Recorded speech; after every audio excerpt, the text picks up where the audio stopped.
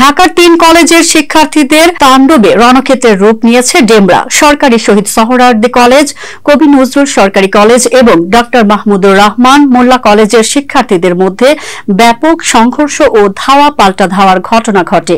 এ সময় ডিএমআরসি শিক্ষার্থীদের সঙ্গে যোগ দেয় স্থানীয় লোকজনও। ফলে পরিস্থিতি আরো ভয়াবহ হয়ে ওঠে। এতে বেশ কয়েকজন আহত হওয়ার খবর পাওয়া গেছে।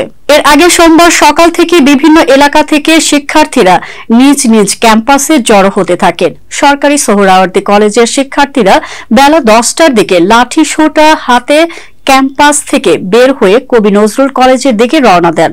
তবে কবি নজরুল সরকারি কলেজের অধ্যক্ষ উত্তেজিত শিক্ষার্থীদের শান্ত থাকার আহ্বান জানালেও একটি অংশ তাদের সিদ্ধান্তে অনড় থেকে মাহবুবুর রহমান কলেজের দিকে যাত্রা করে।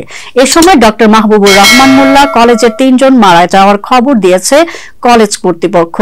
তবে মারা যাওয়ার তথ্য পুলিশের পক্ষ থেকে এখনো নিশ্চিত করা যায়নি।